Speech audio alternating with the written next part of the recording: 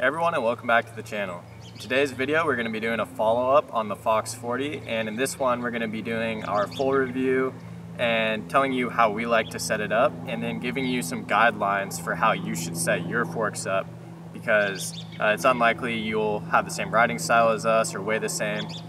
So you should know how to set it up on your own without just copying other people's settings down.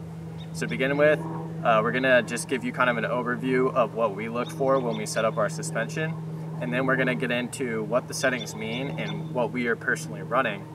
And then we'll do some test footage where we show you some cornering with the settings dialed and with the messed up, and same with jumping. So the first thing that we're looking for in an ideal setup is just the proper use of travel. So the two things that mostly contribute to this are, one, the amount of air pressure you run. So that's usually measured based on your sag or the amount of PSI you run. And then the other thing is the amount of tokens that you have. And if you're unfamiliar with tokens, what they do is they occupy more volume within the fork. And what that causes is, as you get deeper into the stroke, since there's less volume, the pressure builds quicker, which reduces or it increases the amount of force you need to bottom it out and reduces the likelihood of bottoming out.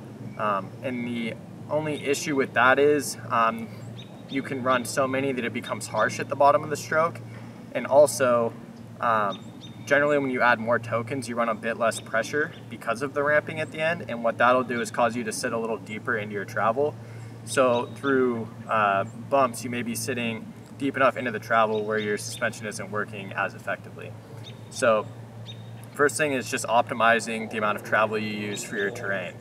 The second thing we're looking for is how the bike responds off of sharp bumps and then off of longer jumps and rollers and G-outs and things like that. So the sharp bumps, that's where your high-speed adjustments come in. You have your high-speed compression and your high-speed rebound. These are going to control the amount.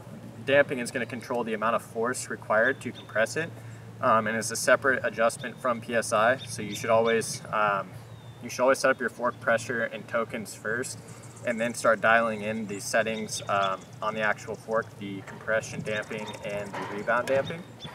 So the high speed, if you're going over sharp bumps and you're feeling like you're blowing through the travel on chattery bumps and it's causing you to stack, you could be running too little high-speed rebound damping. So if your rebound is not fast enough to respond to the bumps that you're hitting, it's going to pack down into the suspension and you're going to be lowering the travel on every subsequent bump. And the deeper you're on the travel, the more force is required to compress it, and therefore it's going to feel really chattery. The other thing, you may be also running too much compression damping, and that can cause it to feel harsh. So we're going to also show you some slow-mo videos so you can analyze kind of what it looks like visually to see when those settings are messed up. And then for low speed, this is one we kind of mess with depending on where we're going to ride. If we know our ride is going to be super jump and drop heavy and we're going to be hitting large G-outs and things like that, we're going to add a couple more clicks going inward on the low speed compression. This will firm it up a bit, give you a bit more bottoming resistance, and just it'll generally handle the larger jumps and bumps better. So for the settings that I prefer on my bike, and again this will be completely different based on your weight, your height, your body position, and the type of terrain you ride, so kind of take it with a grain of salt. You may get away with running our settings, or you may need to tweak them and just use them as a baseline. But to start with, we are running, or I am personally running 6 volume spacers out of 7. And Cole is running 7 out of 7. We found that this is a fork meant for mountain bikes, and with the additional weight of the Sur-On, having a bit more bottom resistance is definitely beneficial. And we found that when we first got these, we were running just the 4 that came in it, and we found that we were bottoming out a lot and having to run a lot of low speed compression damping, which isn't ideal because you kind of want to have your clickers have range on either side of them to adjust. So if you're having to turn one all the way in or all the way out to compensate for bad pressure or incorrect volume spacer quantity, maybe you should look there first before adjusting those. And the next thing I run is around 90 PSI. No particular reason for that. It's not something we calculated from a weight chart or anything. It's just, we just mess with it, kind of get it to where we like. I think when me and Cole tested this out, it was somewhere around 12 to 15% sag, which isn't that much, but you have to consider that on a mountain bike, there's a lot less weight down at the front of your bike, like the battery and controller, and the wheel and tire setup is a lot lighter. So those things all affect, you know, what Fox would recommend versus what we are actually running. For the compression damping, we have just around 2 to 3 clicks from all the way out inward on the high-speed compression, and then around 4 clicks inward from all the way out on the low-speed compression. That's mainly for jumping. If you don't jump a lot, you can usually run less low-speed compression and it'll feel a bit softer on the jumps that you do hit. And then for rebound damping, measured from all the way inward going out, on the low speed, I'm running 4 clicks out, so just about right in the middle. I think there's 9 clicks on both. And then on the high speed, I'm running 1 to 2 clicks out. So that sounds like it's a lot of damping, and that's because it is, but that's also partially due to the fact that I'm running 90 PSI. So the more PSI you run, the more rebound damping you're gonna need, because that air is naturally gonna want to spring the fork open. So you need more damping to slow that down.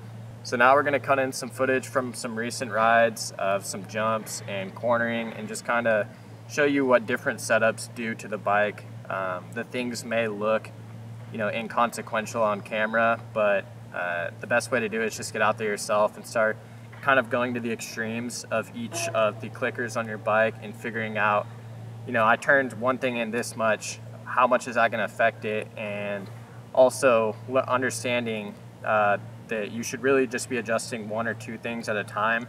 There's 6 adjustments here, and if you're going all over the place, you're going to have a really hard time setting it up. So to start with 1 at a time, we recommend starting with the pressure first, pressure and volume spacers, then the damping, the compression damping, and then finally the rebound damping. So let's get into those videos. So this first jump here is going to be the case of too much low speed compression. One of the things you notice is that it does not use the full amount of travel, and it's a pretty hard flat landing. One of the other things that you notice when you're riding is, since it sits at the top of its travel more, going through like G-outs and over larger bumps, it actually tends to get a little bit twitchy, and so dialing back the compression can help with that. The next case is too little low speed compression, which led to a full bottom out, and also leads to the fork feeling very wallowy over big bumps, because the fork tends to sit deeper in the travel going through a big bump, which leads to a steeper fork angle, and that kind of just messes with the natural geometry of the bike. This is the ideal setup here. Even with a jump much bigger than the previous 2, the fork perfectly used all the travel, and coming into the G-out, it wasn't all the way at the bottom of the stroke. We know the difference almost isn't visible, but we promise it definitely is something that can be felt if you are looking out for it. As mentioned earlier, high-speed compression damping controls the amount of stiffness you feel over sharp bumps. This is something incredibly hard to capture on video, so we will do our best to explain it. What we are looking for is maximizing comfort for our hands over bumpy sections and increasing stability through the super deep bumps. If you're going through braking bumps and it feels like you're riding a really rigid fork, you may have too much high-speed compression damping. The opposite case is a lot harder to feel, because most people quantify a soft setup with comfort, which is great for most people, but it can slow you down if it's so soft that it's really affecting the bike's ability to track straight, and then, you know, that can become a problem. Most people generally don't run more than like 5 out of 20 clicks on the high-speed compression damping, and this is one of the easiest parameters to set. So since it's that easy, we recommend setting it first, and then coming back to fine tune it after you've got your low speed settings dialed in.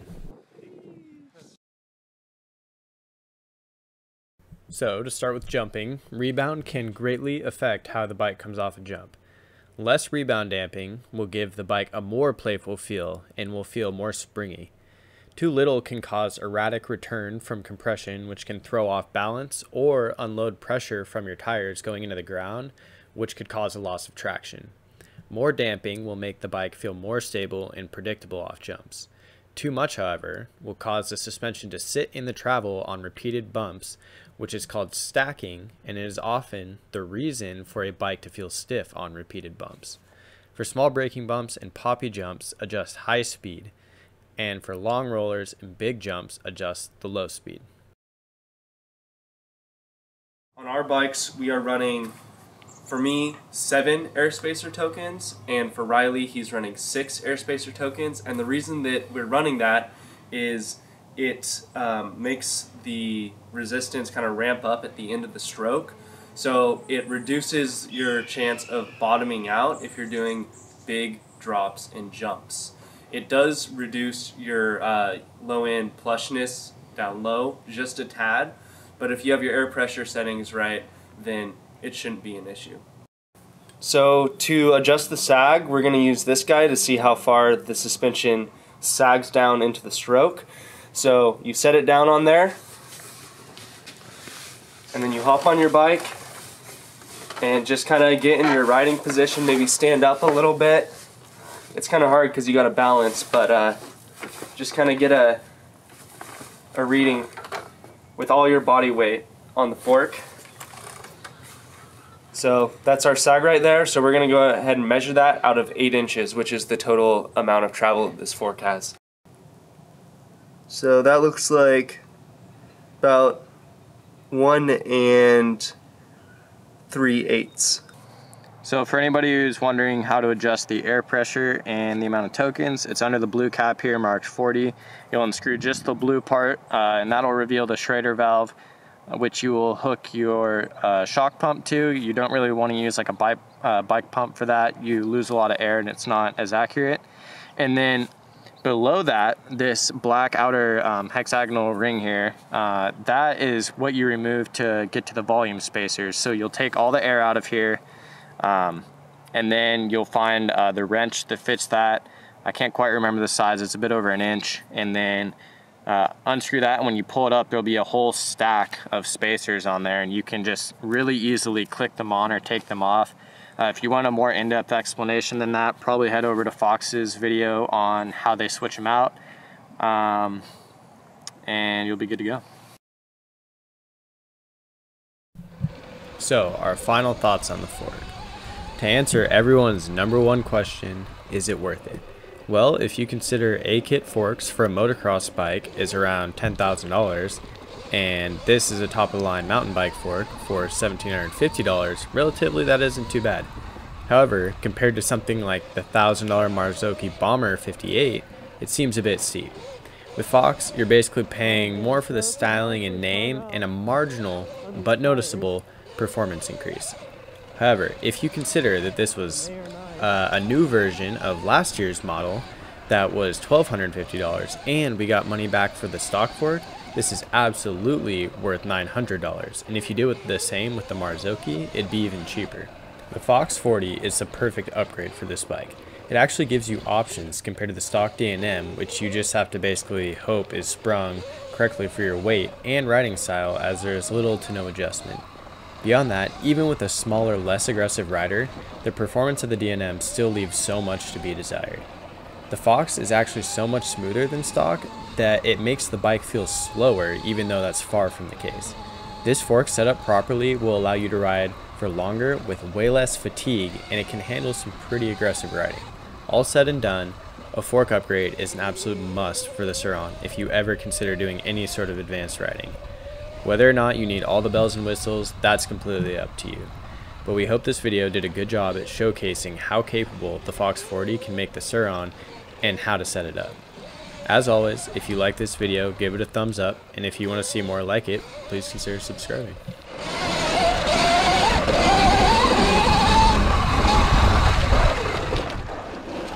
Oh, you just went this way. Yeah. Down that Rudy. Yeah, it does look a little familiar.